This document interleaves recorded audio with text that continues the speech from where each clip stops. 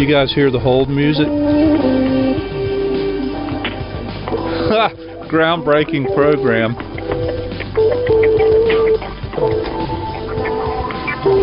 It's only groundbreaking if it works. If it doesn't work, it's just broken.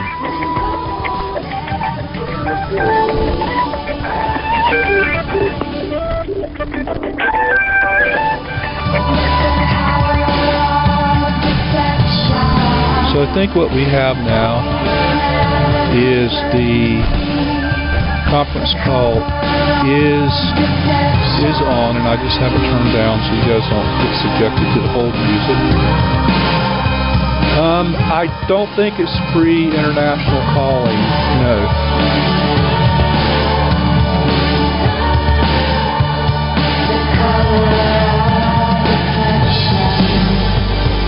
Sorry about that. Yeah, I think give Google Chat a whirl, because you can dial a phone number from that, and then you can enter the access code, which I'll put up on the screen.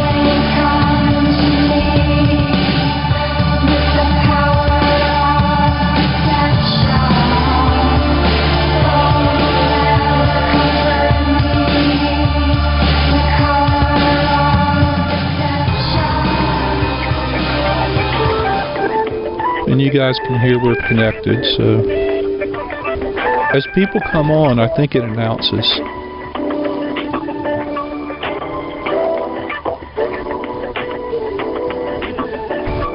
Is this the number to which I am calling?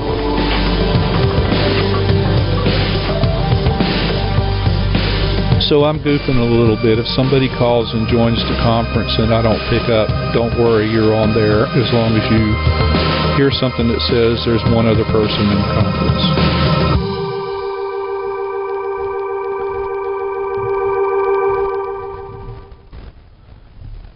So good evening, OPN. Here we are on our first group live call-in show. Descent, it shouldn't be too hard. It's just a telephone. I'm doing all the hard part. Before the end of the night, I should give you a look at my rig here, which is pretty insane.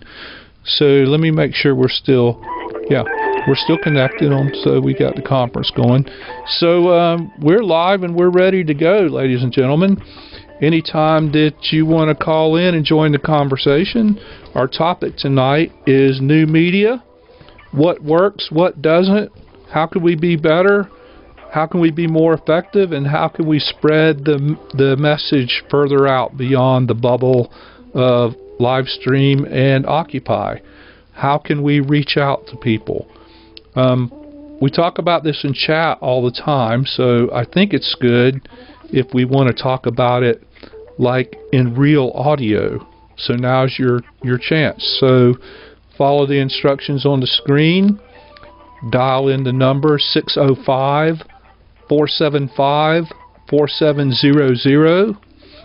You'll get a little bit of welcome and a prompt, and then you will enter the access code 371-460#. And as soon as somebody joins, we can start having a conversation. So if I could get an AV check, or at least an audio check from the channel, that would be good. And you have to enter the # after that access code, or it just doesn't work.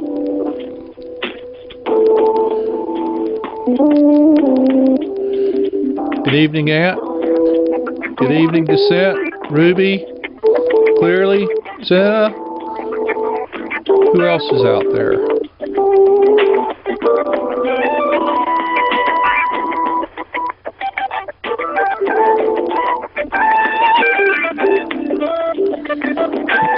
The live call-in show will be much more interesting if somebody calls in, and the discussion will be much more engaging if people participate.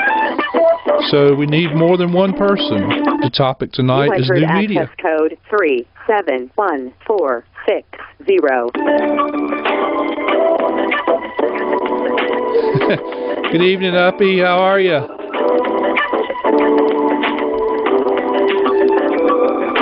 Yeah, don't rush in all at once, but do rush in.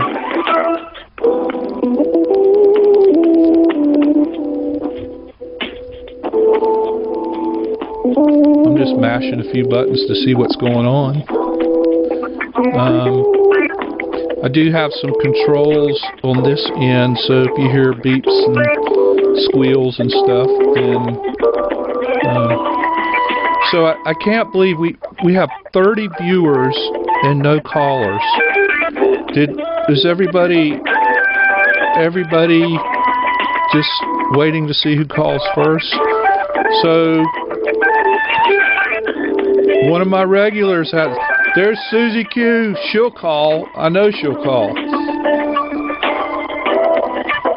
We have plenty of viewers. We just have no conversation, and I can promise you I'm not going to sit here and talk for an hour. You entered access code 371460.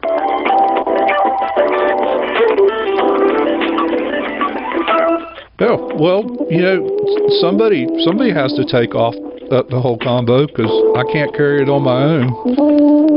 So at least somebody call in to see if it actually works. Or I'll pontificate. I want to thank you to all the folks that are viewing us, the other channels that are mirroring us. We're doing a live group discussion call-in tonight. Except there's no group yet. It's not that hard. It's just a telephone. Just a telephone call. Huh? We have a caller, maybe? And you, the user, control everything on your end. Yeah, I can understand that. There wasn't a toll-free service that was free. Good evening. Do we have somebody that joined the room? Yeah, hi. Hi, I'm Stephanie. And who do we have on the line now? Pardon me? Who do we have on the line? Can you hear me? This is Uppity. Hi, Uppity. Great. Thank you for calling. You're so good. Now, see... I'm doing the test. I'm doing the test for you. I don't really know anything about new media, but, you know, if I call in, other people hopefully will call in. Yeah, somebody will call in, but you do know something about new media because you're using it as we speak. This is true. This is a groundbreaking event, mixing this format with live stream. And thank you so much for being the first caller. That means a lot to me. So you're very welcome. It is wonderful. I was struck the other day. Tweeter Jamie Star posted something about the decision last year about the KXL with the holdup with the State Department, and it had a clip with Diane Sawyer and a spokesperson from the White House, and I was just thoroughly shocked by how surface and ridiculous the whole TV news story was, and it reminded me why I never watch MSM and how embedded and engaged I guess I am in this alternate media, which is you and the live streamers and the chatters and Twitter and all of that. So it just struck me. Yep. Well, I think from the tones that beep that there's some other people that have joined us now. If you guys have joined the conversation, speak up and just introduce yourself so we know who we're talking with. Hey, it's Dana here, guys. Hey, Z, how are you? We got Z and we got Uppity. Who else do we have? Your favorite caller. Johnny. Sounds like Johnny. So I wasn't going to be first. Well, that was good. Well, I couldn't leave you hanging too long. Uppity gets the gold star for being first. So let's get rolling and bat this around like we typically do in the chat. Except for now, we can have a free flowing conversation. So everybody knows I've been on the whole new media bandwagon, beating the drum about it. So what do you think? Let's start off with what do you think works for you? You guys as new media consumers, what works for you? And that encompasses everything, everything on the internet, the live stream, something like this. So how is that working for you guys? Good evening from Canada. Good evening, Nog. Mr. Nog. How are you this fine evening? Hi, North. Hi, how are you? It's good to see this program in operation. I hope it takes off. And again, as part of the new media, it has its place, and I can see this growing. Well, thank you for that. So we're starting out the conversation with, as a user, what do you guys think what works for new media? Let's start on the good part of it. So, live stream's the easiest spot to start on. So, how does live stream work for you guys as an information source? Truth. Well, I think that it works so that we can see. Well, I don't know. I think that it's wonderful to see protests live. And, the beginning of my live stream experience was Zuccotti Park, of course, where, they were doing their daily things, and I loved watching them open the donations that were given, and we got to meet people, and it allows you to connect with people that you wouldn't normally be able to connect with. So, for me, that's probably the biggest thing. I would like to throw this part in that the new media, as we know it, is in its baby capacity as of yet. We don't know at this point what the future holds. I look at it as being a work in progress that I can see at least 5 years' work. If I was to wake up any morning, I know there's 5 years' work ahead of me on building this new media. And we have not even scratched the surface of the possibilities yet.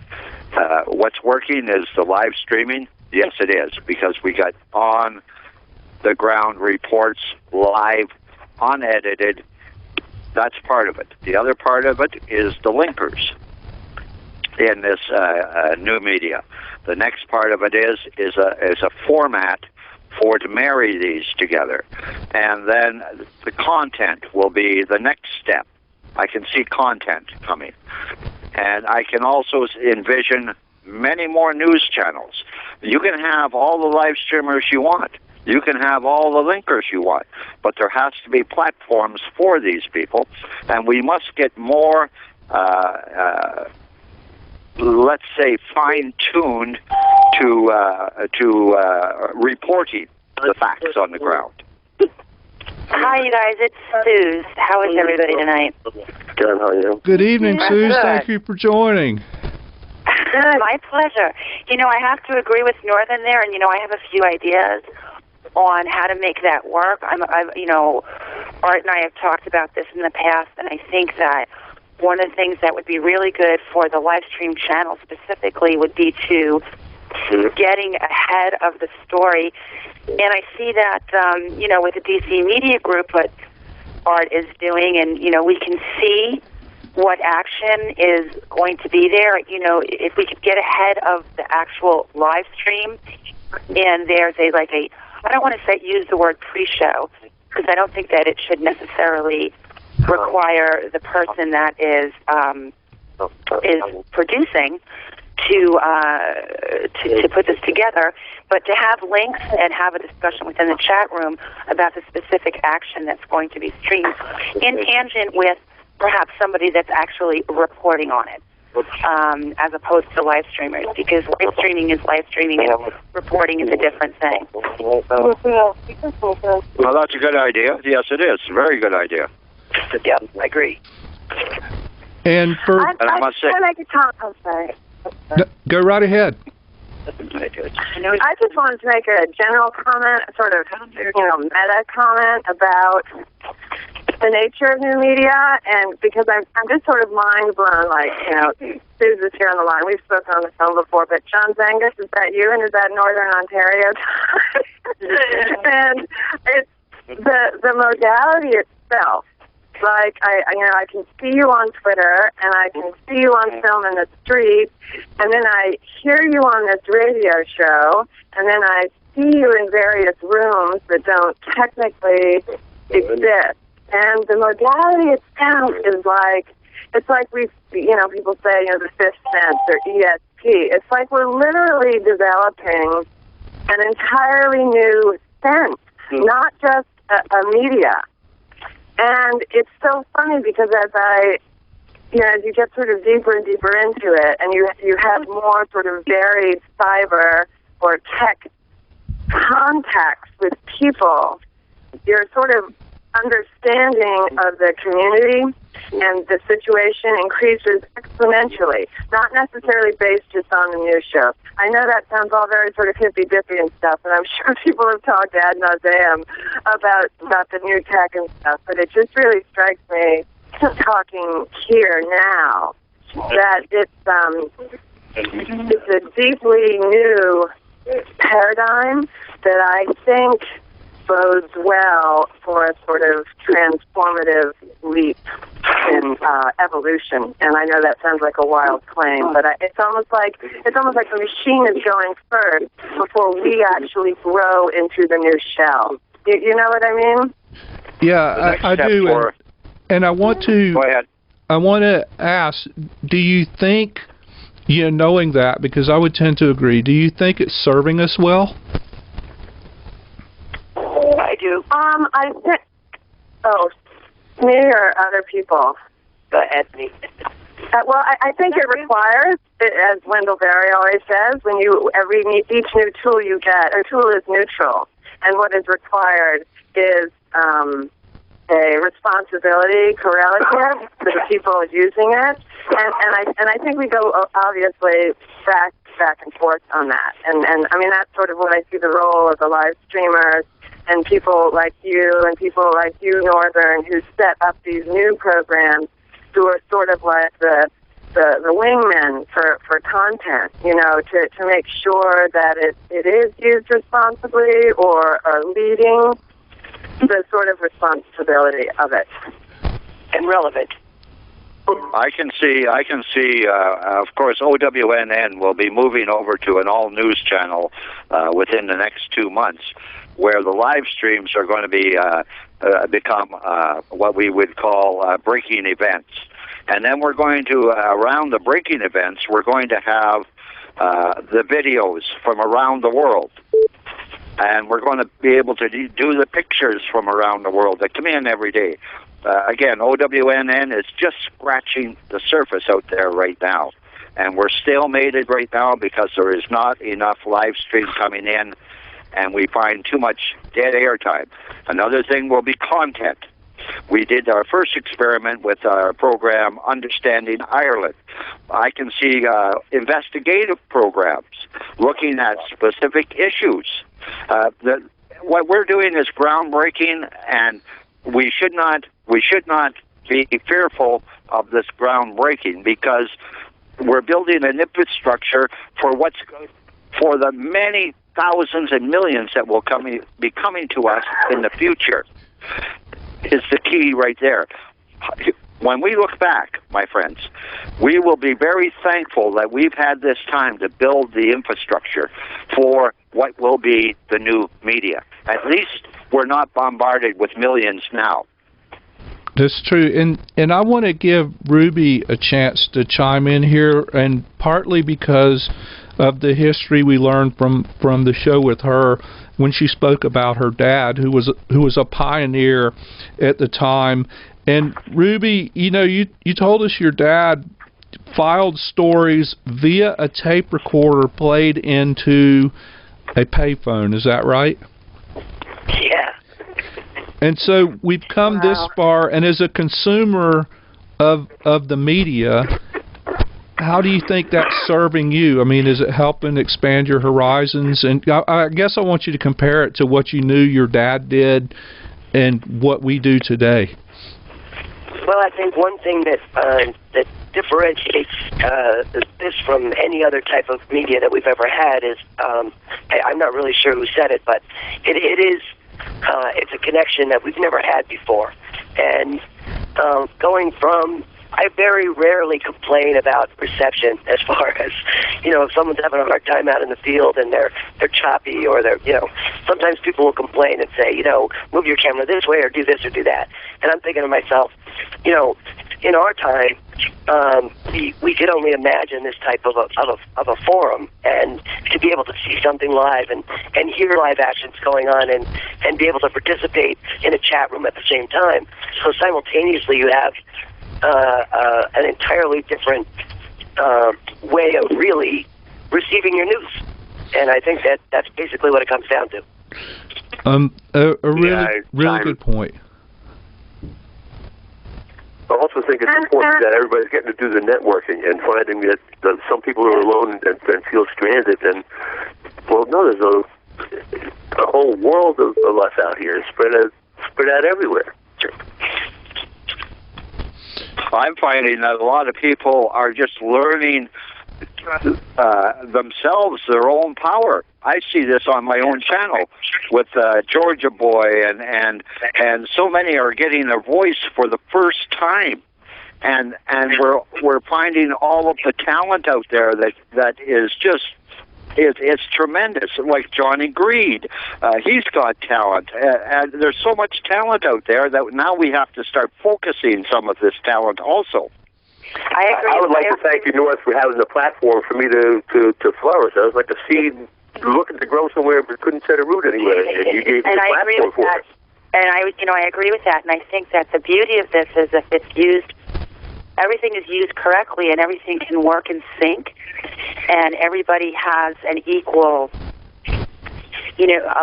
someone that links stuff, or who's ever reporting, who's ever blogging, who's ever setting, everybody has an equal and a very important part to put together to make it all work together. And that, I think, is where everybody, to me, from what I'm observing, is that where we're all really at right now. And North and I do agree with you. We're on the cusp of this, and it's got to be done correctly. And we're setting the template. Everybody's setting the template for the possibilities of what it could be, and if it's done correctly, and if it's done professionally and consistently, with consistency and follow through by everybody that's involved, it's going to be groundbreaking. Now we just need to get the people into the rooms to look at it. Single, you're dead on. Yeah.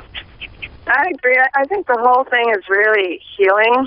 I mean, I know before, September 17th, 2 years ago, generally if someone asked me, what did I think about the average person on the street, I would have said, oh, they're stupid, they're uneducated, they don't trust anyone, et cetera, and so on. And then slowly the transformation with, people, just regular people reporting the news. It's taken the voice of authority. Authority is no longer something you have to go up through the ranks to earn. It really emphasizes that every human being is their own authority on life. If you're alive, you're an authority on it. And I want to hear more from the live streamers themselves. How can the people that are, there's a lot of us that hang in the chat that don't have the opportunity to be there on the street, be on the ground. What do they want us to do? That's what I'd like to see. I mean, I know that I try to support the people that I watch a lot by investigating and finding links that are corresponding to what they're specifically streaming and drop them during their stream. But I think, I've seen people like, I'll pick one, Taylor in D.C. I'd love to Taylor get on, hey, Taylor, dude, what do you want me to do? I'll help you any way that I can during your stream to make it a job easier for them. That's always been one of my things that I think is important. So I would like to put in there right now that OWNN, we've had a channel, it's dormant right now and waiting. just for the streamers. I've yet to find the right combination of how to do it, but I have a channel ready to go for streamers, not just for that they can post fundraising videos for themselves. This is what I envision for this channel that I have ready to go, and to showcase their works on an ongoing basis. But I'm stretched to the limit myself, and I just don't have anybody to run it at this time. But that channel is ready to go. That, North, that's a really cool idea, because it strikes me too that, everyone on the phone and most of the people in the chat room have been following along since September 17th, and what strikes me as so fascinating is to sort of watch the arc of a live streamer or a reporter's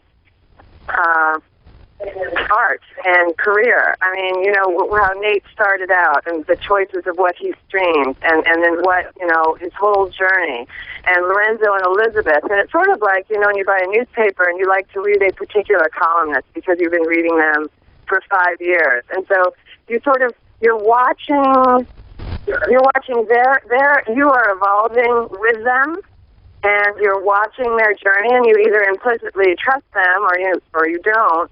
And that's really amazing to me, that whole thing is really developing, that I know when I click on a certain live streamer, that I have a sort of an emotional identification with them, a content identification with them, a modality identification with them. The fact that there is, in fact, an entire media that has developed Sub Rosa, aside from, this has all been said before, but it really is striking me now as we're, well over a year into it. But I also found out... This is Ping. Yep. Ping. Go ahead, Okay. Ping. Hi, Pingy. Northern, you're on the right track. I've just spent a few days with some streamers, and the things that I was showing them on the web, like Amigo 9, like Zena's tribute for this 6-month birthday. There are 1 moderator and 8 participants on the call. They don't know. That's right. They don't know us. They don't know who we are. And what you're doing, Northern, to set up a stream just for the streamers where we can communicate to them. When we got Michael Pellegatti out of jail, and I'm like, this is Ping, he didn't know who I was. When I got to talk to Elizabeth in jail, and I said, this is Ping, and she's like, really? No, there's not a true way here. We have to increase it more. These people must know that we are behind them. They don't know. That's true, Ping, but in my opinion, it can't. I think that, of course, the live streamers they're imperative. This is what in reality brought us all together, but there's got to be other things that go along with it to bring content and continuity to the message that everybody's trying to get out there. Because it's, as Northern says, I watch Northern all the time. I don't chat in the room all the time, but I have it up all the time a lot. And there are times when you're not going to have something streamed all day long, and so there's got to be a little bit more of a consistency and continuity to the whole process. Yeah, there has to be a way for a general announcement. We used to have occupied streams, but really there's like 200 sites or more on there now. Right. So I want to break in here with a specific question, and keep in mind I don't know who's in the room and who's not, but I would like each of you to take a moment to answer this question. As a consumer, as a viewer or a listener of whatever new media you choose to spend your time on, do you feel that the information you get is more accurate and more valuable than what you might be exposed to on MSM? Oh, yes. Oh, for Christ's sake, Art. Well, no, because here's the thing, right? We do these shows, and tonight's a big night for us, and we have viewers, and we're getting mirrored on a couple of channels. But at the same time, right now in Missouri, there's a right-wing radio station on that's broadcasting to 250,000 people that are listening to every word.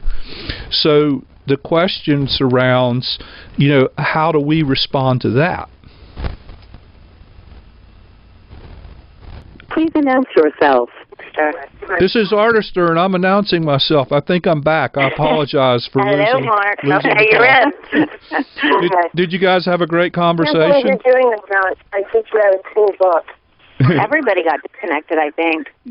No, did everybody get disconnected? Okay, so we were going around talking about the value of new media relative to MSM, and the basis of the question is MSM is so widely consumed, new media is not. So how do we, what does that mean? Is our sources not as credible?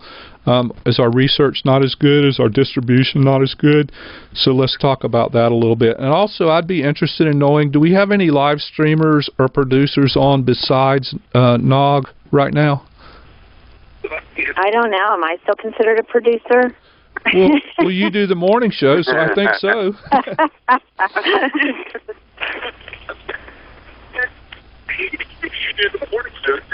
Who's going to take first crack at the answer? What was the question? Oh, good Lord. So it was as new media relative to MSM. So many more people watch MSM, so many more people use that for their information source. So how does new media stand up to that? Why do you consume it as opposed to or in addition to, and is it equally as valid? I think it's just more accessible, and it's what people know. There is a massive population that doesn't even know about this. That's right. And they don't have as easy access to it as they do to just turn on the television. Somebody needs to turn their speakers down. I was just going to say the same thing. Yeah, somebody's got to. Somebody needs to turn their speakers down. Yep, somebody was listening to. So who else is with us? Nog, are you still with us? I know you have an opinion on MSM. I made it back on finally. Okay. It took like 4 or 5 tries. Well, I would like to say I think live streams to MSM as an informed American citizen is to the Democratic and Republican parties related and yet utterly not.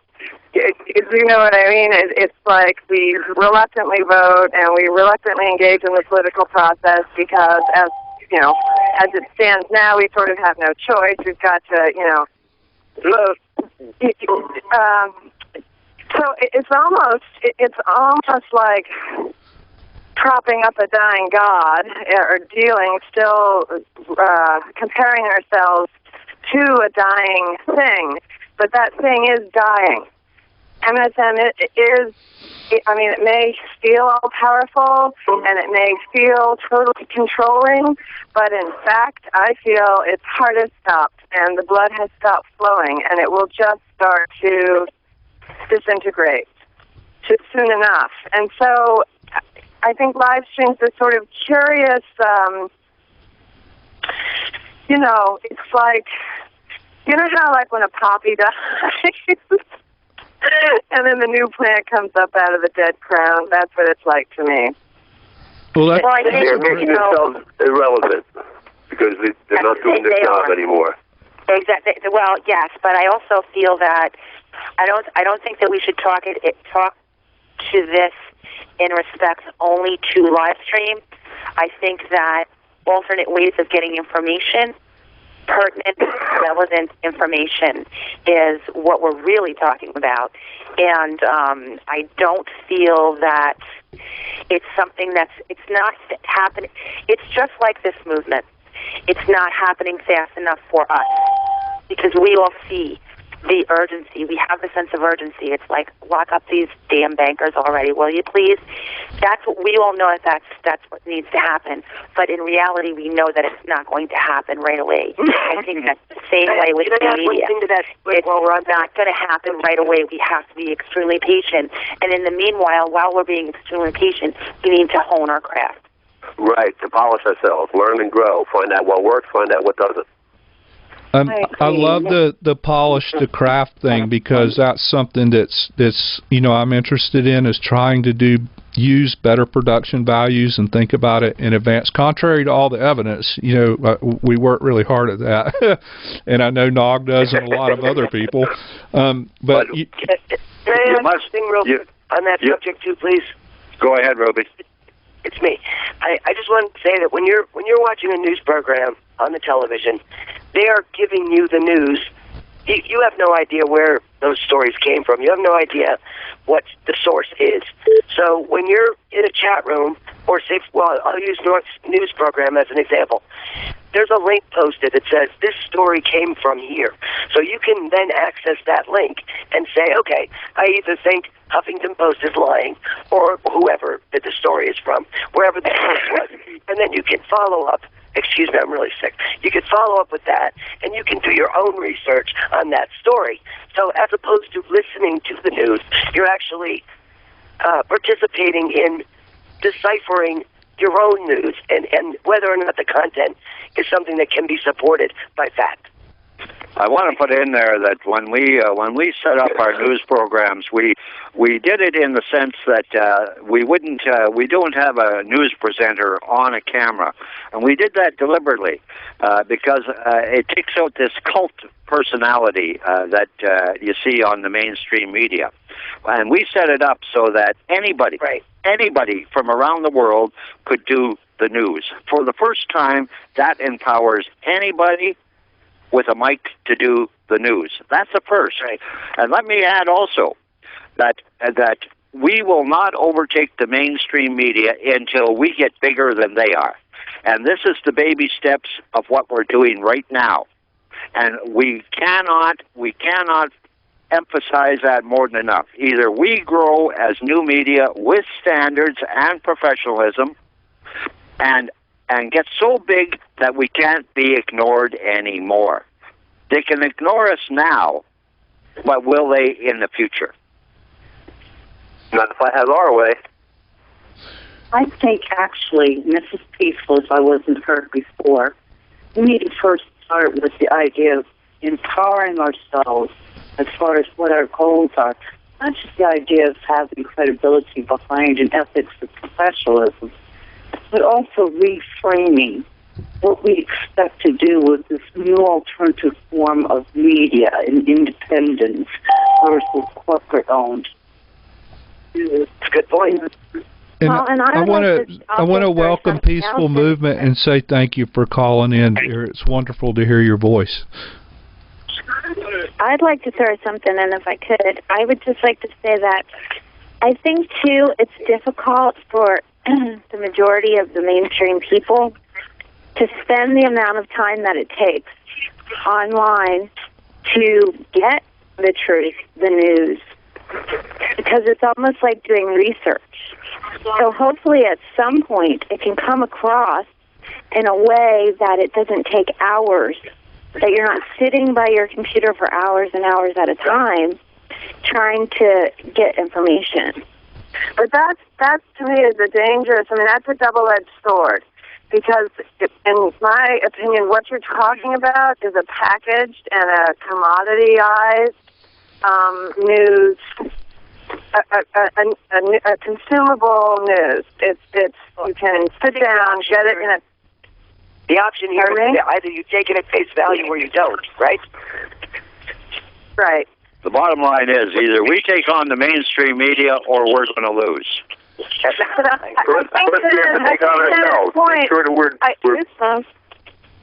I think Jenna said a really, really important thing, though, because I think what she's talking about is that how the viewers, how we consume news, how we think, how we understand the world, and I mean.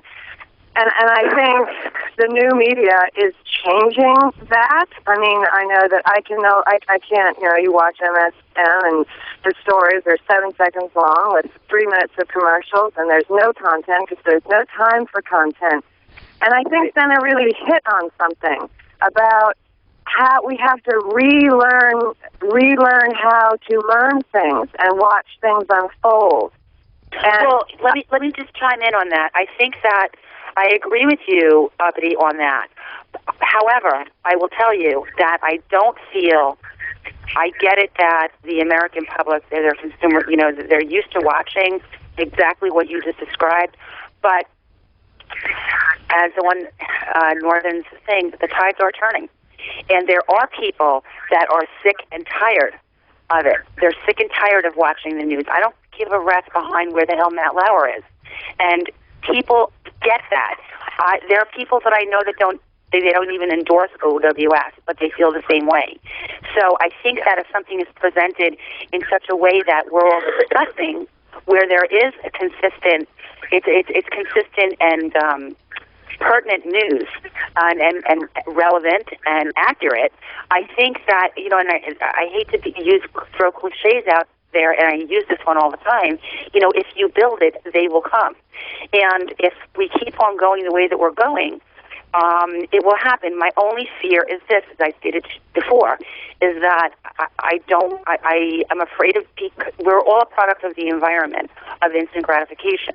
All of us are. No, I don't care how old everybody is here in this forum right here. We're a product of that because it's been going. We've had this hammered in our heads for many, many years, and I'm very, very much afraid that we're going to be, oh, this isn't working, so scrap it and let's move on. We've got to be patient and just continue to go down the road that we're going. Okay, I agree with that. Build it and they will come, but I mean, as far as live streamers are concerned, they can only build so much. I mean, we can't do this without the viewers. I mean, when they tweet out links via Ustream, I mean, live streamers can only do so much. I mean, we rely on people who view and link for us. I mean, without viewers, you know, pretty much the word's not going to be spread. I can't do it without you guys. I just can't do it. Here's an anecdote. It's wonderful at that. And this is to the question the statement I was making before. I want to hear from the live streamers. What do you want us to do? You know what I'm saying? I'm sorry. I'll shut up. No, that's good. And Carlisle, won't you toss out an answer to that? Yes. Well, I noticed with some streamers that are successful, they have an entire army of people that basically views on Ustream. They connect their text via Twitter, and they just pretty much, some people, I don't know if you guys are familiar with Sick Jew and what's the other guy? They do really great live tweeting, you know, from watching Ustream channels, and then we've got they do. It's an art form how they do it, actually. But I mean, and I can speak to, and I think that probably Tori and Patty and Rubes and Ping, if she's still here, I can tell you straight up on a Ustream channel what you need to do. I can tell you, you need to have your Twitter on there, you need to have your WePay on there, you need to have whatever action you're at, you should have the hashtags that are associated to the action that you're live streaming. So that's all there. Do you know what I'm saying? I mean, there's a lot of things that I could tell you to do as a viewer, but, you know, I don't want to tell you how to run your damn channel. That's wrong as well. But you've got people there that are support. We just need to get the input from you guys. But it is also important for live streamers to reach out to channels also. It's a two-way street. Mm-hmm. And this OWNN has reached out to live streamers. We have Occupy Carlisle. He's a moderator, and he's a good contributor to OWNN. We have T-Shirt Toby is another one that's a moderator, and again a good contributor to OWNN. They, by coming into the chat rooms, they get to see, they get to hear what's going on. Yes. Can I, here's a little anecdote. I went to the health food store the other day, and how are you?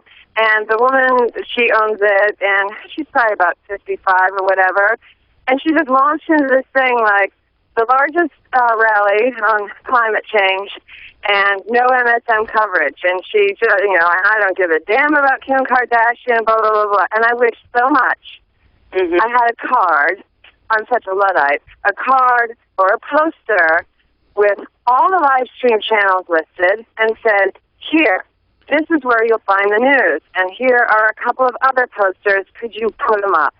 Because I am darn sure that had I had that, I was like, oh, well, there's something called Roots Media, and there's something called, and she's sort of looking at me like, what? She didn't even know. But, and it sounds too old-fashioned, but like, here, take this with you. Go on your computer. Check this out. This addresses bridging the gap between this sort of, this culture, this computer culture, versus all the other people that one of the other chatters mentioned, who don't even know about this kind of news delivery system. Right. Well, that's what I was trying to get at, was like building somewhat of an infrastructure. Because right now it's so scattered.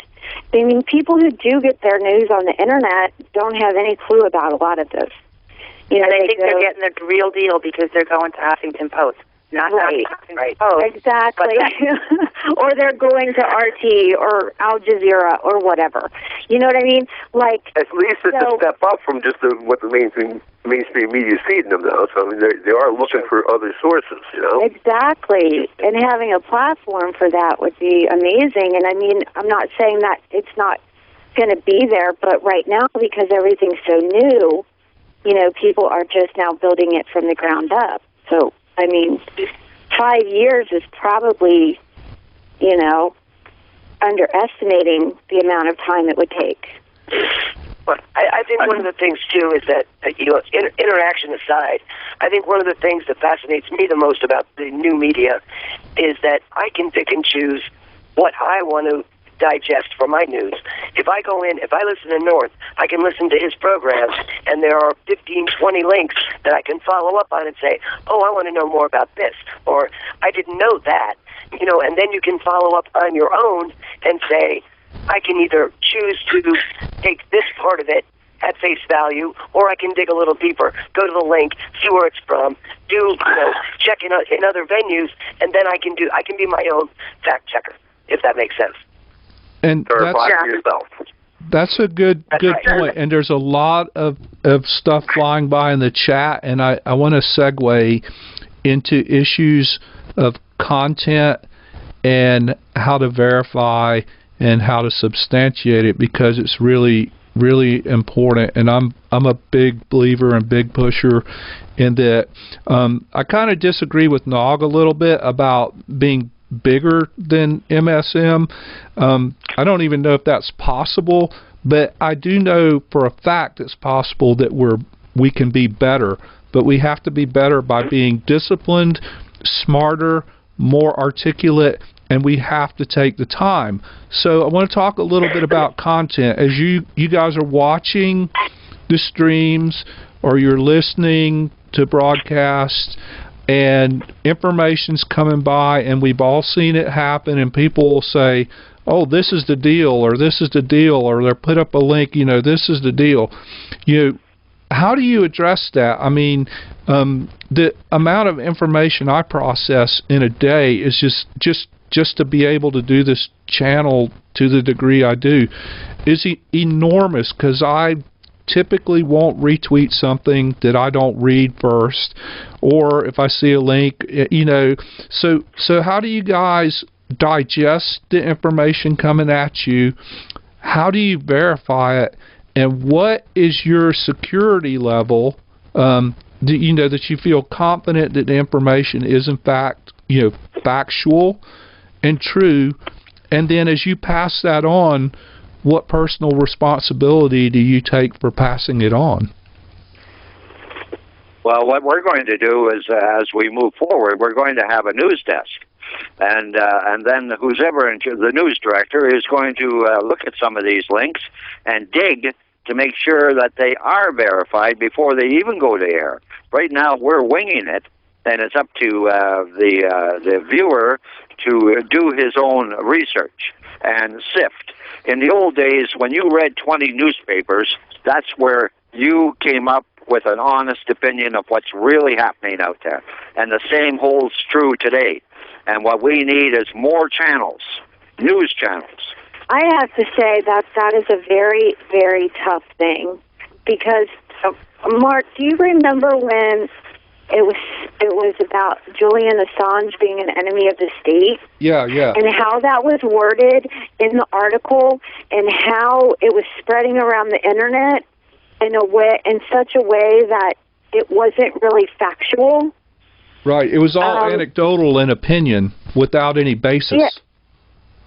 But again, I think the power of this media is that you don't get to, nor do you want to control that. I think it's people-driven. And I think it places the onus of responsibility on the reader and on the viewer, which is precisely what is wrong with the MSM, is that we have capitulated all of our responsibility to say, well, that story is obviously bullshit, or, that story is good. You know what I mean? Like, I don't think we want to try and control it.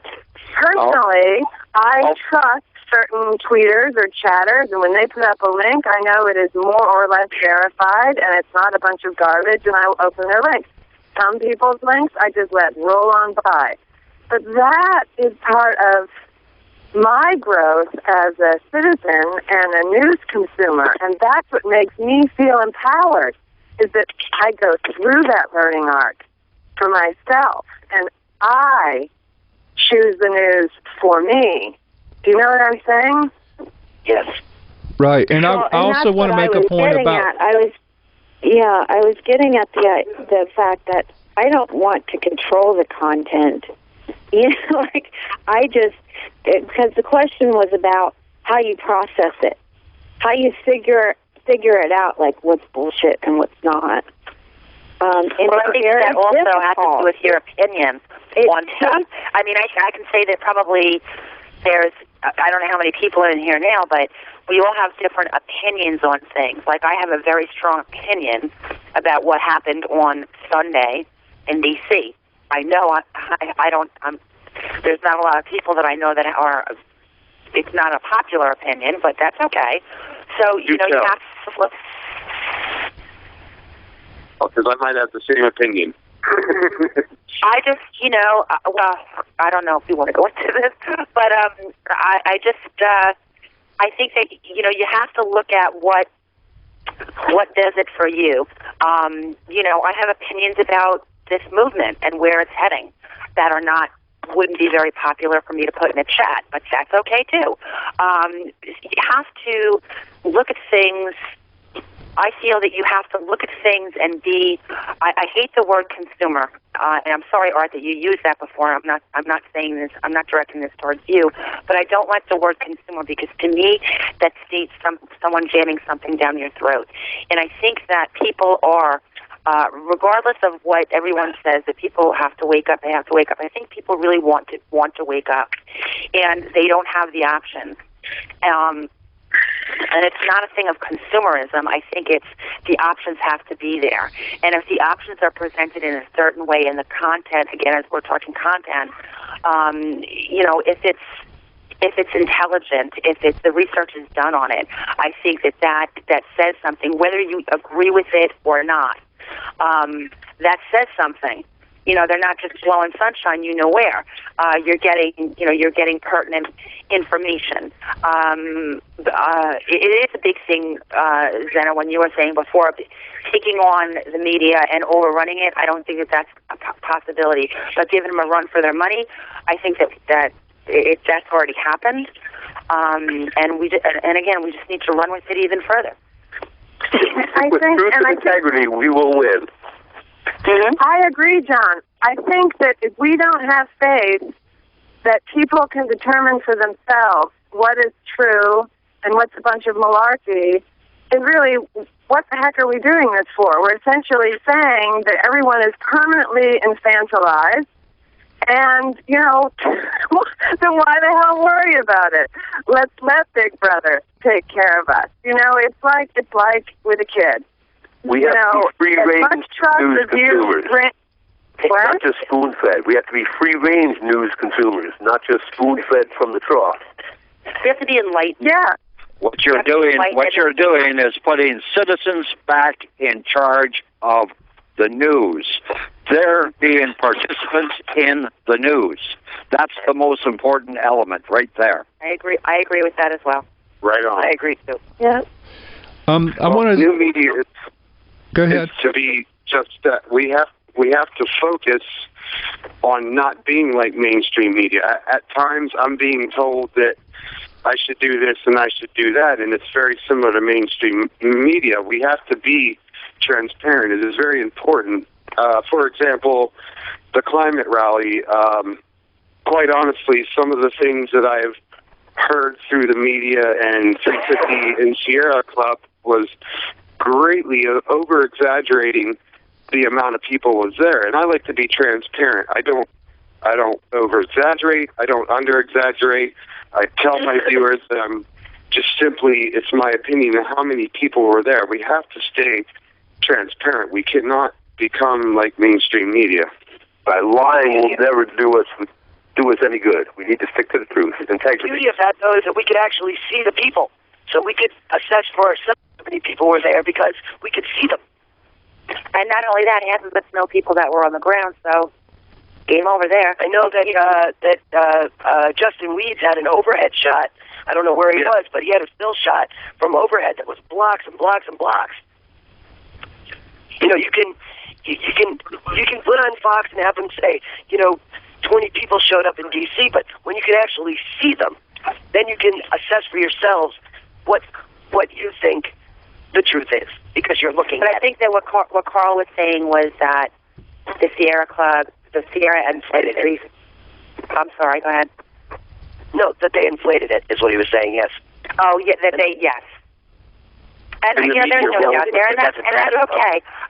We've all been around the block with this kind of stuff before. To me, that's in one ear and out the other. That stuff doesn't bother me so much anymore. It's like the New York Times reporting that this is one of the funniest things, and I'm sure you guys all remember this. The New York Times reporting with the Brooklyn Bridge that there was about 300 people. But 700 got arrested. I don't know. So, whatever. But we can't fall trap for that ourselves. We need to stay true and only... We need to be known as purveyors of truth and have our own integrity and transparency. That's right. And if you believe the body counts that we watched every night coming out of Vietnam via people like Walter Cronkite, we killed the population of North Vietnam 500 times. Mm-hmm. To flip that on its side, if you believe the body counts that the media was giving us coming out of Iraq, you'd believe that we went in there and it was just a little scuffle and we didn't cause a problem. That's right. Mm-hmm. Or that drones are killing children and women. Exactly. Well, that's the trick of live streaming, though. When you're watching an event, someone carrying a live stream event, whether there's one streamer there or 9 streamers there, and you can have your choice of who to watch, you're actually able to make determine for yourself what's happening because you are looking at it. What I'm noticing also now is how we can play the mainstream media against each other. To give you an example of that, look at this nurse, I believe it was in Michigan, that she wasn't allowed to look after a baby because she was an African American. Right. Now, that story made the rounds on the Internet. Then it got picked up by the international press. Bingo. Then it got picked up by the American press. It got picked up by net right away. You never know where the source is going to come from. So again, put it out there. To play the mainstream media against each other right now is a damn good idea. And I'll give you a perfect example as that as well. Here, now it's I live on Long Island in New York, and I'm out east, and there's a smaller news. It's Channel 12 News, although I know that they have it up by YouRubes. And I called them one day and said, what the heck? This just happened. I have no problem picking up the phone. I said, what the heck? This just happened, and you guys aren't reporting on it. Right. And, why is that? And after a while, and this is all about Occupy in New York City. This was early on. And sure as shit, they turned around. Oh, I'm sorry, Art. They turned around and they did. Body mouth. I know. Oh, I'm banned on the phone. He's going to hang up on me again. They did pick something. Eventually they did pick something up. But I think it's, this is what we were talking about before. How do you make a difference? How do you enlighten people about not only about what is really going on. You can have the conversation.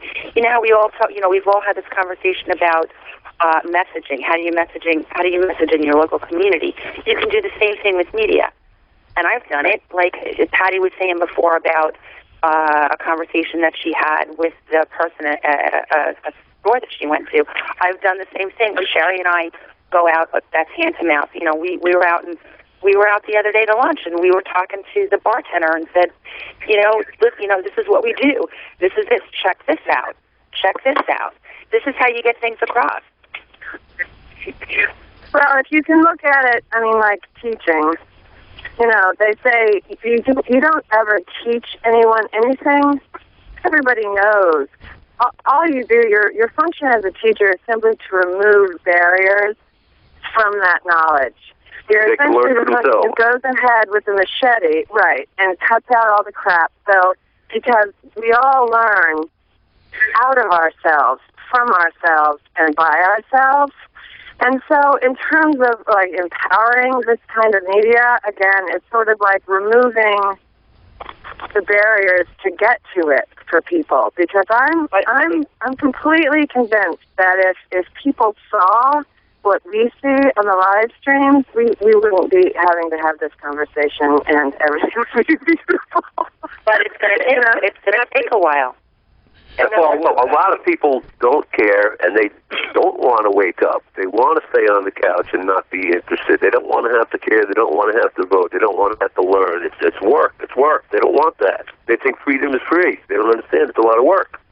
Well, and I think that's the way we've been conditioned. That's the way we've been conditioned. We have to understand that. And sometimes you cannot fault somebody for being that way because they've been growing up in this environment for how many years? I've said this a lot of times. It took me a while to grow out of it also, but I mean, there's at some point, I mean, how do we get those people to radicalize themselves to taking action? Because this is the beauty of this media is that you watch it, people are posting links, pretty soon you're on Twitter, pretty soon you're finding Facebook links to an action near you, one small little thing.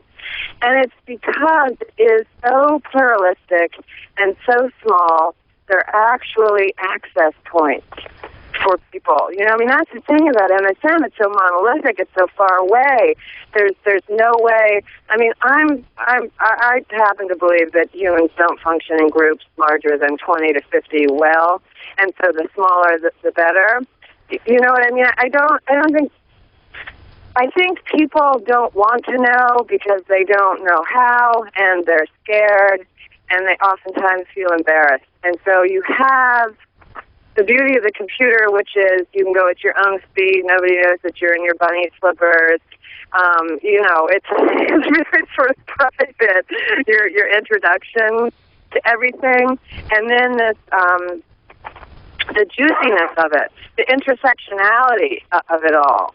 Twitter, Facebook, live stream. You know what I mean? I just think you have to get them to the live stream. I also believe that even at your own level, in your own city or town or village, you can start a live stream channel, and you can go around and advertise it. You can put flyers in mailboxes advertising your own channel, and take on your local media. And that works. And as an alternative. You're right. And you know something? I will tell you that I used to sit on the Board of Education in my local school district. And what I did was, and this wasn't too long ago, this is after I started watching the live stream, and I said to somebody, I said, you know what? This should be live streamed. Because they weren't allowed, there was no venue for people that couldn't get to these board meetings. I said, live stream it. Live stream it and give everybody the link so they can, and they're doing it. And the Board of Education wasn't on public access? We have public access here. No. Public access, and they show our Board of Education meetings. No, they wouldn't. As a matter of fact, Tori, when I sat on the board, we put that out, and they wouldn't do it. And then finally, we just had. I just told someone this. I'm no longer there. Just someone go in and do it. So yeah, North, you're right. Just go out and just Just do it. It costs nothing to start a live stream channel. We can all say this should be done, that should be done, but everybody has that power right now to start a channel. But there is the issue of supporting the live streamers. Like Carlisle, I know that you've had difficulties lately. I know Bella's had terrible difficulties. I know Courtney has. I know Worth of the World has. I mean, there is that you know, you're not going to pass around your $400 iPhone to anybody, probably, if you had to work 6 months to buy it. And so that, I mean, I think maybe crowdfunding and crowdsourcing would be a great topic maybe for another call-in show about how to really organize that. So, yes. Because I know that one of the things... Total agreement with that. There should be a super fund, just as big as Occupy Sandy was, the donations. And what is it for? To provide a livelihood for the live streamers. I'm Somebody has to hit the lottery for that. What? One of us has to hit the lottery for that. No. Did they hit the lottery to Occupy Sandy for donations? Look at what poured in there. We could have a super fund. It's certainly worthy of conversation because in all things, I mean, if we want to, you know, unattach from the government, unattach from essentially a monetized system, we have to figure out the steps to get there. So this is sort of like, if we can figure out some kind of structure or system in terms of media and live stream, I don't know how through a million other things. I don't know how the live streamers have kept it up this long. I mean, they have their bills to pay every month. They're still trying to get the news out to us, and they're still trying to scrounge. Some of them go hungry. Some of them are doing without. And OWNN was the first one to experiment with a fundraising program last summer. And we had mixed results. I didn't know that. And again, I believe that there should be a super fund.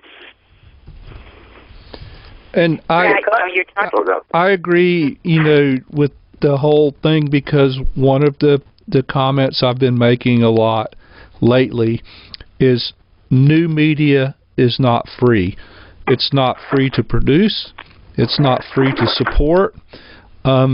You know, yes, everybody can do it, but it does take some tools, and it does take some access, and that's a huge challenge. How do we support the content producers and the distribution people? And that is a topic. We totally are going to do a show on that. I think that's a brilliant topic. I still believe, like I said, if we can raise that much money for what was it, medical relief, or what was it? There was two funds going at the same time, and once you combine both of those funds together, it was over $1 million. If we can raise that much money for two funds, we can damn well do it for live streamers. There's no reason why we can't. Well, I don't, you know, as far as money is concerned, I think that's a very touchy issue as far as the live streams and the WePays. It's just touchy.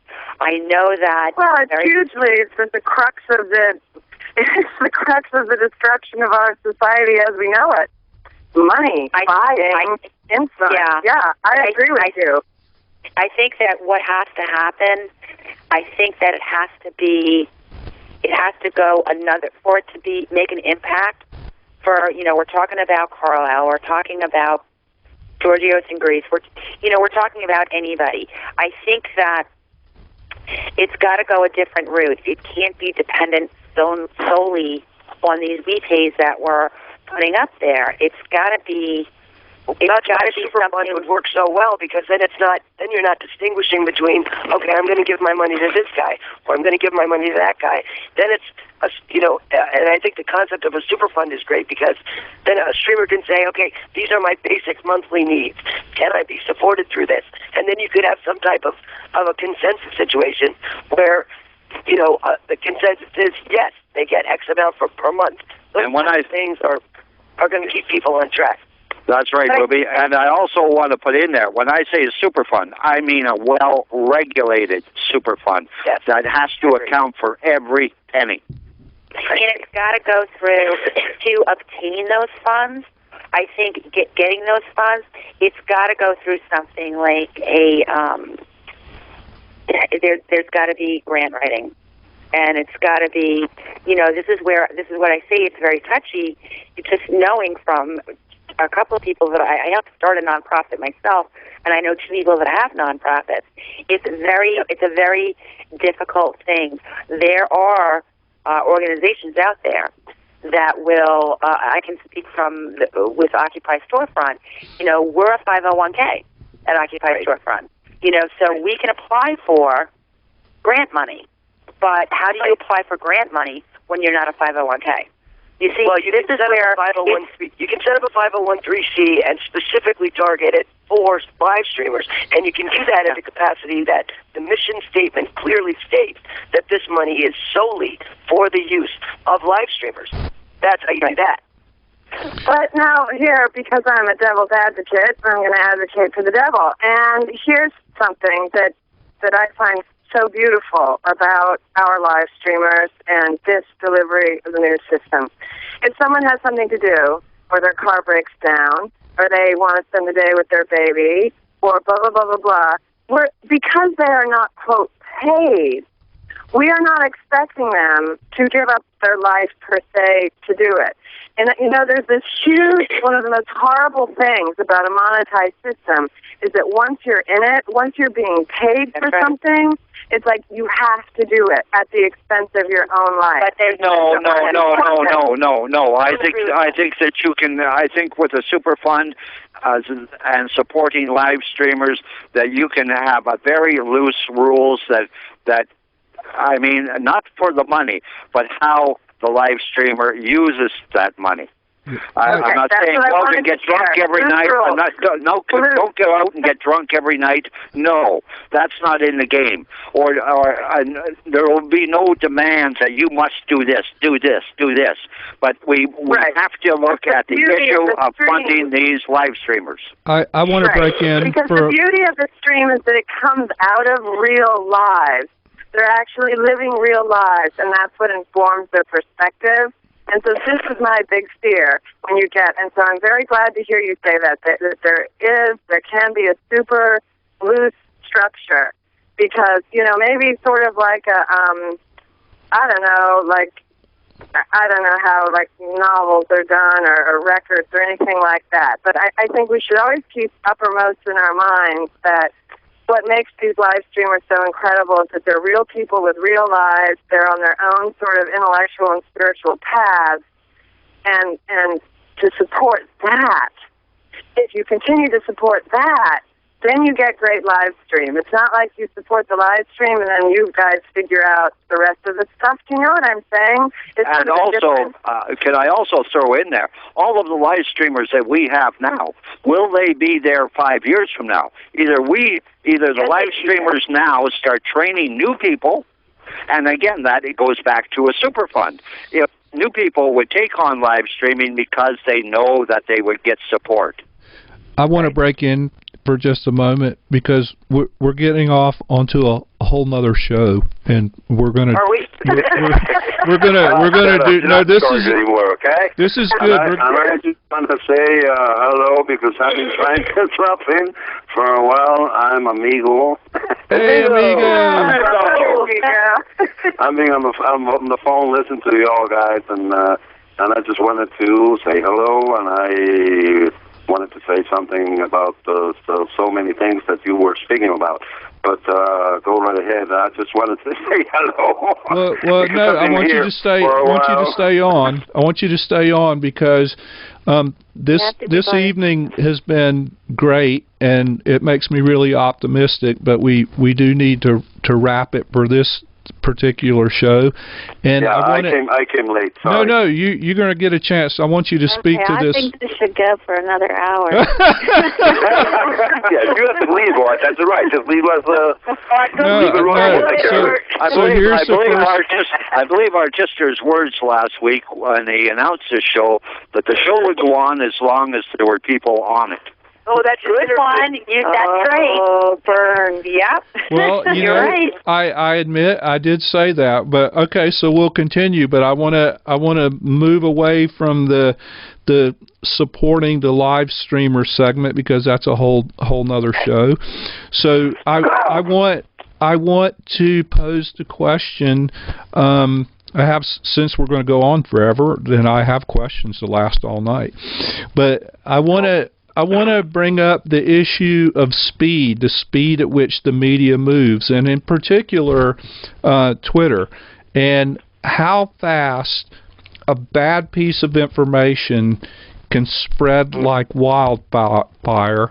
And do you guys think that new media, by its nature, is self-correcting? So if bad information is going out there at the speed of light, which is an advantage, you know, the speed is an advantage we have over MSN, do you feel like the follow-up to that is just as fast, and is new media self-correcting, or are we just another machine that generates I can address that for firsthand on what's happened at OWNN. We got burned 3 times, and it is self-correcting within seconds, within minutes. And we can also turn that around of how fast good stories that we are breaking long before the mainstream media. See, this is the beauty of the new media system, is that somebody can report, on MSN, somebody reports something and it's left there. Nobody ever questions it or calls it to task. But within instantaneously, we can say, oh, no, wait a minute, I have a link for this. Or, no, that doesn't make sense. What about this? You know, so because it is so interactive, it just, I think it does self-correct itself. I've heard things that I believed, and then, like, 10 minutes later, I was like, shit, that was untrue. You know? So I want to hear what Amigo says. I want to hear Amigo's input on this because he's been involved with it for a long time, and I want to hear his input. What I like about streams and the new technology and the internet and all of this regarding the movements and since we started this with Occupy and even before with the 15 and the Arab Spring and all that, is that it is, first of all, connecting people from all over the world. People, average Joe, as you say in the U.S., it's an average Jose over here. I mean, simple people. A lot of people that are not, that feel that are not like myself as well informed or an intellectual or whatever can have a voice and or can type in the chats and give their opinions and also their conditions of their living conditions, their problems. There are so many things, and can ask questions, can get informed in so many other ways that MSM won't respond or simply won't cover the questions that really need to be asked. And in that sense, I believe that's one of the many good things about using this in our advantage. And this is why, even here in Mexico, I just heard it, I don't know if it's today, if it was today or yesterday, that I heard it from the mainstream media, that the mainstream, that the average people are getting their news out of the social networks. And, of course, they won't say streams or they won't say where, but they were basically saying that mainstream media is losing this battle because they made themselves irrelevant. Pardon me? They've made themselves irrelevant because they're not telling the truth. Exactly, and I love hearing from people that normal people, everyday people, average amigo, average everybody, you know, and I just love it. And this is just another way to communicate, like tonight's communication intent. I don't like to call it a show, but if it's a show, okay, make it a show. But I just love it. I get informed of what's going on all around the world. I do my part on what my opinion what's happening. There's not such thing as a biased, unbiased channel in my belief. Every information anybody spreads, it comes from, especially if you give your opinion, it comes from someplace. So I don't know if I'm making myself understood, but at least we're not owned by anybody, and we can speak out loud of what we really think about important issues. So because we're not owned and we're not being paid by anybody. Well said. And I would like to say that in defense of bogus news, I mean, first of all, like you were saying, amigos, if there's not an element of truth, a little element of truth to something that starts, going viral or whatever, it has no lifespan at all. It completely dies. So you have to assume that even bogus news has some element of truth. And when I first got onto, say, Twitter, for example, and there was all the UFO stuff and the Illuminati stuff and the Darknet stuff, and I was like, oh, God, this is crazy. But, now I realize that it's not a news story that is true or false. It's the whole of it taken together. So you have, I don't know. I just think there's something really beautiful about someone writing a story about the judge not recusing himself for Hammond, followed by a story of UFO sightings. Because I think they are both true in their own way, and I think they both provide a peephole into the universe. Do you know what I'm saying? So I don't know that there is bogus news per se anymore. And I think that sort of fecundity and juiciness is what makes it valid. Do you know what I'm saying? I mean, I don't believe everything I read, nor should I think people believe everything they read. It's a contextual it provides texture. its own ballot. But we shouldn't pass on everything. We should be more choosy and show integrity and let our passion. But we have to have some integrity about what we're forwarding on or passing on or making commentary on. And, even if it's something that's questionable, it's okay if you say this is not question. This is questionable. But if you're offering an opinion on it, like the parable, well, if the moral of the story stays the same, it doesn't even matter if the story is bullshit or made up. If you have a good moral to go, to put it in, to frame it. I just want to say one thing, and then I'm going to go because I can't talk anymore. But I've really appreciated this show. It's been fantastic. And I look forward to listening to it because I have no idea what anyone said. But well, thank you for participating. I know you're not feeling Thank you, Ruby. Thank you, Ruby. Thank you, Ruby. I love all you guys. Listen, one thing real quick. Okay. First of all, mainstream media is no longer the end-all, be-all for news. We all know that. And the beauty of the new media, oh my God, my throat's killing me. The beauty of the new media is that we get to decide. We get to decide which information we want to focus on, which information we want to fact check. We can go to Syria in the morning. We can go to Ireland in the afternoon. We can go to Belgium at night. We pick and choose what's important to us, and that's I think really the main difference between having something shoved down your throat off of MSN and being able to decide for ourselves what's important to us. And that's what it's all about. Yep. We're free range. Right on. Chickens out there getting our news off the ground, eating their live bugs, not getting fed out of a trough with hormones and Monsanto crap in it.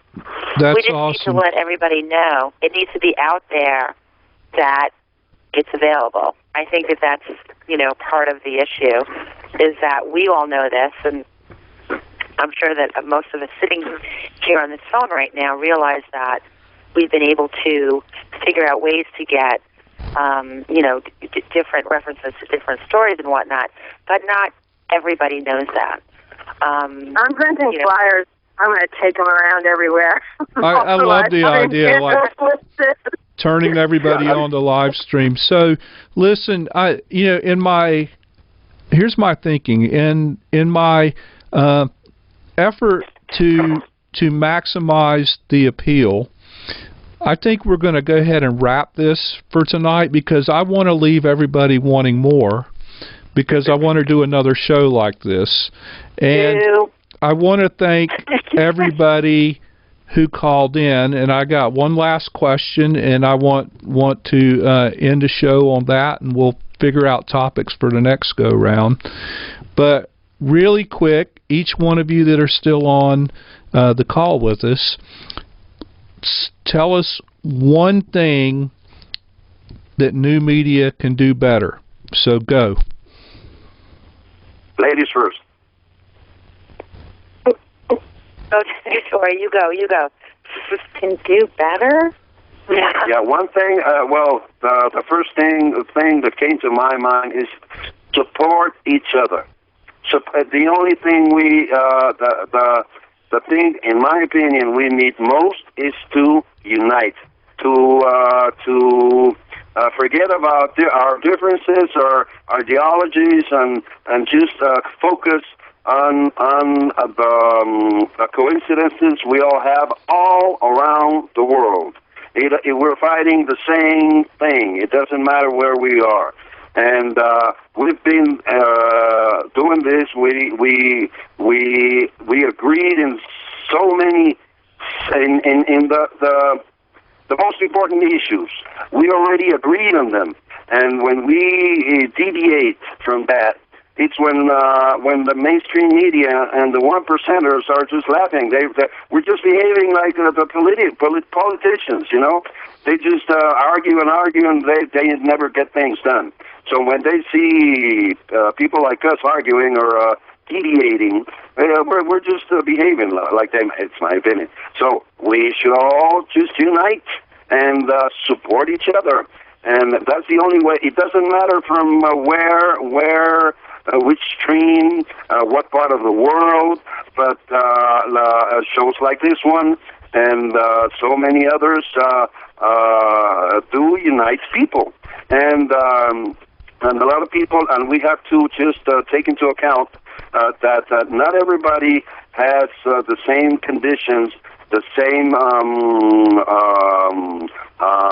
many people are sick, have many illnesses, and some people are shy to speak. Some other people are do not type as fast. And we've seen so many lovely people that are not as good as others typing or speaking, that have much things to say. So if those people and everybody sees that we are united, you know, that's the most thing that the powers that be are afraid of, in my opinion, to see us uniting in one single focused issue. That is about the first to answer to your question. Amigo just laying down the truth sauce, ladies and gentlemen, because there it is. He just did. There is your next part is that when Occupy started, we have the live stream rooms, channels focused on cities, and then the next phase was the new media. So gradually, we're getting the infrastructure in place for the new media. The next step that we've got to do better on is getting in the numbers. And one idea that I'm going to use is a PR person where their job is going to be nothing but going to other websites worldwide and getting the news out about this channel 24 hours a day. If I have to have 3 people doing it in 24 hours, that's what I envision. Each at 8 hours each. Twitter, going to websites and saying, spread the word, spread the word. In other words, build our base from there. So that's one thing that we have to do better, is getting in the next phase of getting more people. I would like to see more solutions-based streams, more art streams. I mean, who says the news has to be bad? I mean, it would be so wonderful to, have one day see the climate rally, and then the next day there's 5 streams with people, towns that are going green. Someone has scheduled an interview, or you're going to a garden, or you're watching a vegan cooking show, or I'd really like to see a lot more Specialized channels. Based stuff. Well, not specialized channels. No, I mean, Carlisle could go from a 50,000 person march to, well, who was the lady? Installing solar panels on his house. I mean, who was the lady in L.A. that did that type of thing? She not just live streamed, but she did different aspects of the community all the time. What was her name in L.A.? It was L.A. That was Freedom L.A. Yeah, yes, that's right. And she had an always interesting, that show. Well, if it's my turn, here's the way I look at it. It's a lot different from what you guys are saying. I think that there needs to be a lot more focus on breaking up these banks. I think that,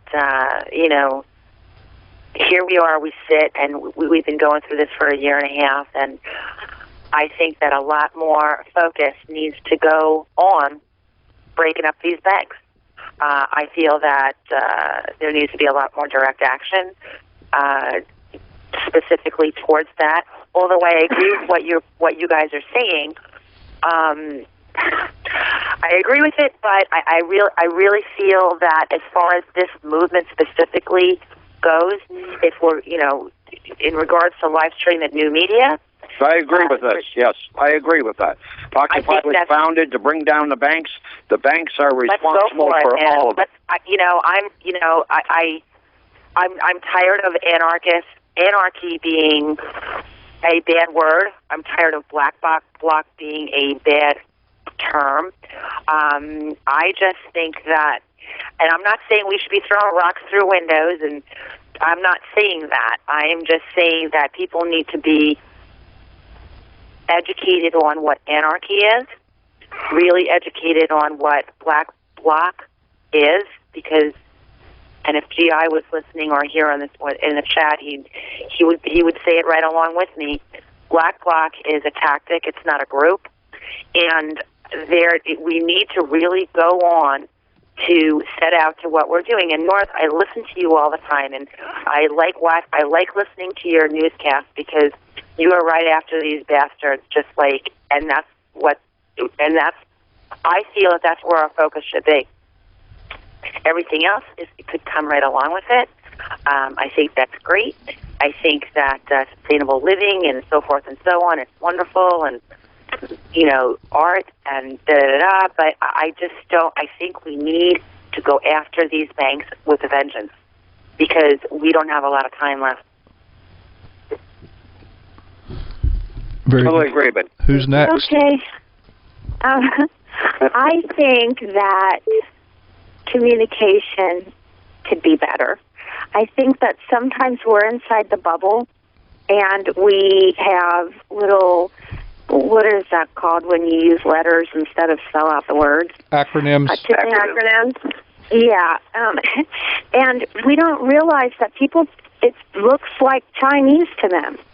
They don't understand what we're talking about. Yeah, agreed. So if they're just going to be watching their Twitter feed and they're not noticing what something means, they're not going to look at it. So I think that we could get better at communicating with people. I agree. I still don't know what peacock and teacup means. I've been on Twitter for a long time. I'm like, what is that? Anyway, I agree 100%, Dennis. Okay, is anybody else? John agreed. You haven't weighed in on what's one thing we can do better. I think that the movement focus is it's a related issue, or intersecting, but it's two sets. The new media is forward in all directions, and like it or not, we are actually branding ourselves now, and so we have to make sure that we don't misbrand ourselves. Because not everybody, if the new media only focuses on break up the banks, which is an important focus. I'm not saying that it's not, but if that's the only thing, a lot of people aren't going to. That's not. We need some cute cats too, or something like that. There has to be there has to be some other content besides the serious. I mean, a lot of ways it's kind of a doom or a downer or something, but that's the disease that we have to treat, and not just treat the symptoms. We have to attack the root cause. That is a very important focus, getting the money out of politics so we can elect real politicians that are responsive to the people. But we have to wake the people up, and they have to actually step up and do their civic duty also. But for the media, being the new media, we have to we have to brand ourselves we have to maintain our passion, maintain our integrity. That is so ultimate. And stick with the truth, stick with transparency. If we fuck up, yep, we screwed up. And my bad, our bad, move on. But no lying, no covering up, no like a politician, no blowing smoke. We need to get it right and keep it right. And the thing about nobody getting enough, I mean, it sucks that people aren't getting enough money to do the jobs that we're counting on for, but the fact that everybody's doing that out of passion and belief that this is so damn important, that the powers that be cannot match that, because they're doing it for money. They're sellouts, they're whores, they're prostitutes. We're doing this out of love, out of belief, out of, this is what makes it important. It's so vital to us. This is our spirit, and we're shining, and they can't put out that light. And the big numbers that we used to have, we want to see those big numbers again. But it's okay that we lost a lot of those numbers. Some of them we want back, because there's a lot of good people that drifted away. But the core of people that are left, we are serious occupiers left. And it's important that and I'm sure, Art, you talked about this or passed on articles about it also, but when a system fails, if you don't have a new structure to take its place, it's just going to be a new system. It's going to be meet the new boss, same as the old boss, and well, that's not what we're fighting for. I don't want to be. Right. I don't want to have a new boss. We need to have a new way. So what we're doing now, and it's okay that we're staying small. It's very frustrating, but it's also to our advantage, because we get to hone our skills while we're small, and to get better, to learn from our mistakes, and not have to make a mistake in front of a million people, and only make a mistake in front of a couple hundred friends. Well, I don't mind. There's nothing wrong with making mistakes. Right, but we will learn from them. What it is that, look at the mistakes. Look at the mistakes that, and I don't want to start another thread of conversation here, but I have to chime in on that, because for me, it's pointing out the mistakes and the fraud that have been put on not only the American people, everywhere, all over the world. To me, that is extremely important. You want to talk mistakes? There's a hell of a lot of mistakes going on there, or that have been made over the last 40, 50 years. I would rather focus on that. You know what I'm saying? Like, I'm not worried about the little small mistakes about how the NYCGA blew money. I don't care anymore. That was the focus in the chats for like months. I don't care anymore, because compared to the money that's been blown for getting Osama bin Laden, it's nothing. So that's where I stand on that kind of stuff. Well, that's what I'm saying. The difference between the movement's focus and new media's focus, they're two overlapping but sort of separate, left hand and right hand or something, but they're connected to the same body, but for branding the new media, which is going to be our voice, our presentation to the general public, individual ambassadorship too, but that's going to be our mass appeal, is going to be through the new media. So keeping that brand pure and the integrity to that is paramount, and that will, by having a better new media that outreaches to people, and that more people that we can have focused on, well, the banks. Why are there still banks that are too big to fail? What the hell is wrong with us? Make them the right size to fail, and let them fail. Screw the bastards. They've been screwing us. Well, I will be dropping. We can go on about this article. Yeah, I will yeah. be dropping after I say this, but I must say that I appreciate everybody that participated in this, and I'm going to tell each of you I've learned something from each of you in the planning for what I have to go through with OWNN in the future, and I can't thank you enough. That being said, have a good night. Thank you, Nog, for being on with us tonight. Buenas noches, Nog. And did everybody that was on the line get to weigh in with their thing that we can do better? I don't want to cut anybody off. So I'm guessing yes. So I think we're going to wrap this for tonight. I'm going to offer my thing we can do better. Not that anybody asked me. But Art, what do you think we could do better, I Art? think that we should do everything for love and not for money, and that I want to echo what Patty said, what Uppity said, that we should give at least as much attention on solutions as we do on all the problems. The problems are easy targets. And, I just, because I'm a nerd, I just kind of watch and I listen and I keep track of stuff. Discussion of the problems runs 10-1 opposed to discussion of the solutions, and it's corrosive.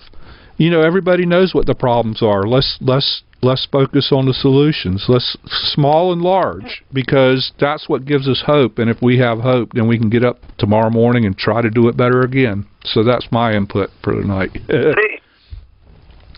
So I agree. I want to thank everybody. Yeah, that's what John was saying too, about if we don't have the structure in place, saying hello to the new boss.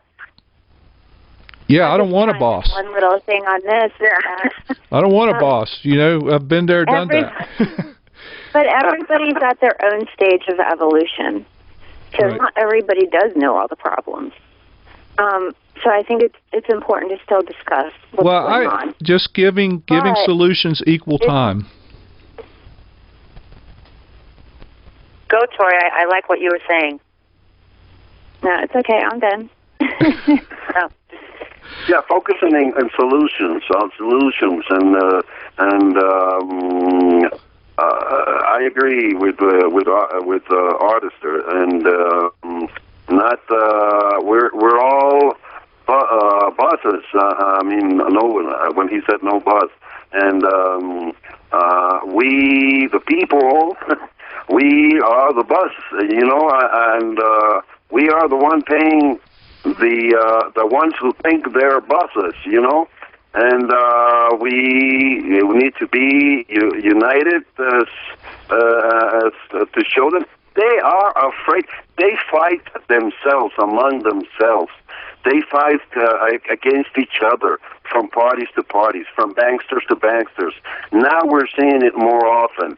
And when they see people uniting for the same cause, not only in one stream or on two streams, when they see three streams, social networks, everywhere, uniting on the making an opinion, the same opinion on the very important issue worldwide, that's what they're afraid of.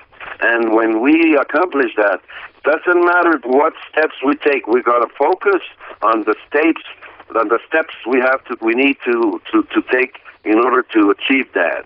And that would be, in my opinion, one of the hardest things to do, probably globally. But we can start in each country in its own ways. But I just wanted to say one last thing about somebody said the people need to be informed. Some people are not informed and are not as informed as many of us. It's okay. I understand. It's frustrating to continue to be called a conspiracy theorist and whatever, or you're crazy. Or I it's my opinion. I just don't spend any time. For me, it's a lots of time to try to explain people when they ask me, what is this all about? Occupy, indignados. What the hell is that? I just tell them, look it up and Google it. You know. That's and Google it, because it's all over. It's when it started about 4 or 5 months ago, from September 17, 2011. Then it came up to more than 90 countries. Right now, it's more than 150 countries. Just the Occupy related movements, all with the same united, with the same issues, uniting. You know, that's what mainstream media, politicians, and banksters are afraid of. And when they see us uniting for the same cause, and when we organize movements, marches, and stuff like that, like the D-Day and so many others, and we organized it using this new the internet. They go wild, you know. But now they're threatened by the lack of control. Yes, and since if we continue doing that in Mexico, there's just another story about marches, because we've been doing that in protest since I started back in 1988. Now there's a new saying that goes that marches only stay on the streets. Protests only stay on the streets, and people get killed over here, and people get targeted, and blah blah blah. So people are getting more focused on direct, effective actions over here, and not vandalizing and destroying Walmarts and other things. We're trying to focus on the people who are the puppets who are being used to carry out all this money clips and all this bad stuff. So, and really try to engage on those people, not on the little puppets or the if you know what I mean. So that's in Mexico, but globally, I agree that I loved what I believe Johnny said, that we're doing this out of love, and most of the people I know here are very loving people, and people. I say again, banksters and the powers that be hate that. Hate to see people being united with love and doing everything together for the same cause, for the good of mankind. But the thing is that we need to be consistent. There needs to be a really strong focus on consistency and follow through with all of it. And I love what you're saying, amigo. And I can't agree with you more. But with any movement, this is what happens. We're going to have downfall. There's going to be infighting. You know, that's just the way it is. I think that it's we just have to move on. We have to move on, and just as you said, we can all. You know, I'm talking like about that with the chats here. You know, all this little infighting stuff going on, but in reality, it really doesn't make any difference, because we're all here for the same thing. And if we need to get it together in the chat, we need to get it together. We have to set an example for everybody. Exactly, I agree. And what I meant when people are not informed, it's not like saying, I mean, time is of essence now. I don't remember who said that we don't have much time. I said it because I'm not getting much younger. What I've learned is patience since this started, and any movement, all through history takes time. Other movements have taken 40 to 50 years to make something. The way we're doing it, I believe, is gonna be shorter. It's not gonna take that long, in my opinion. That's my drive.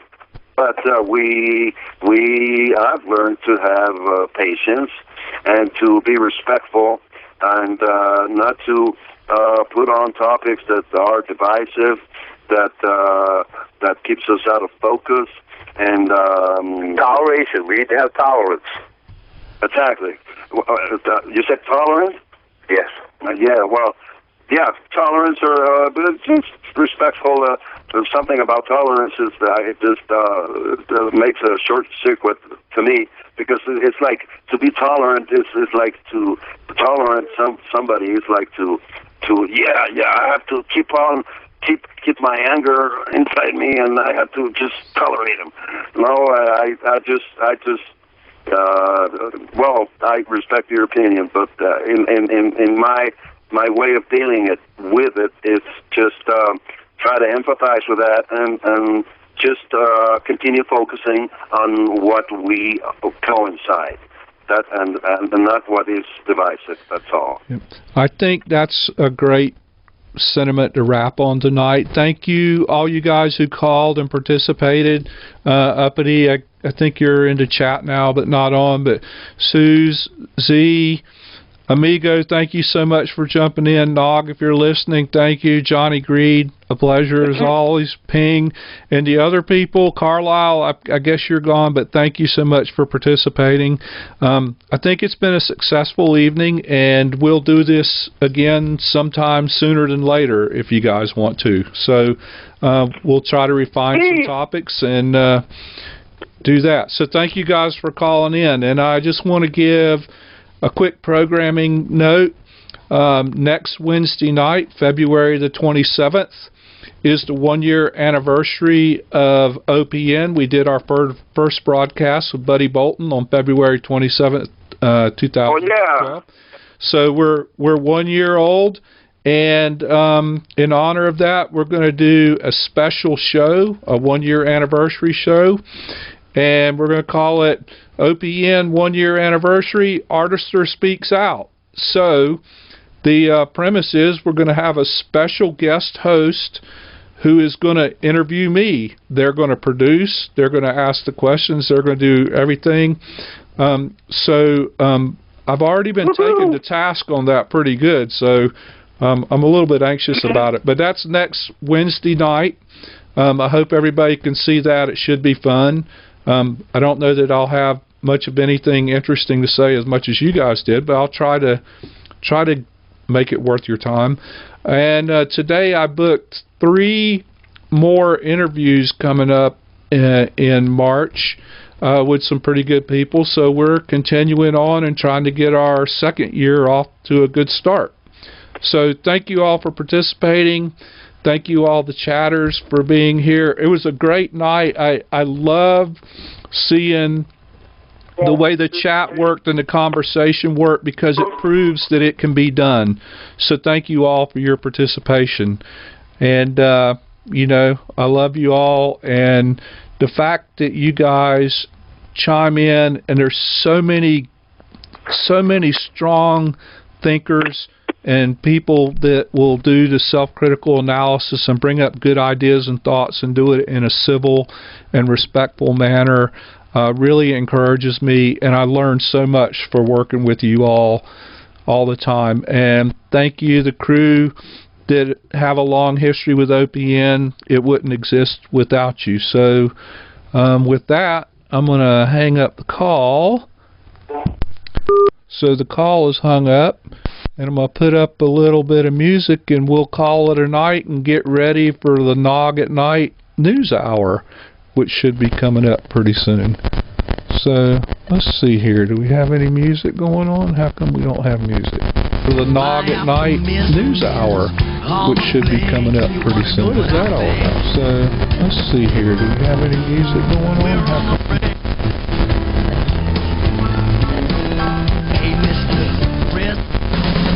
There we go.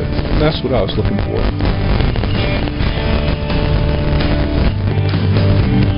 All over the world, the people are rising up. Good night, everybody. Thank you for being here.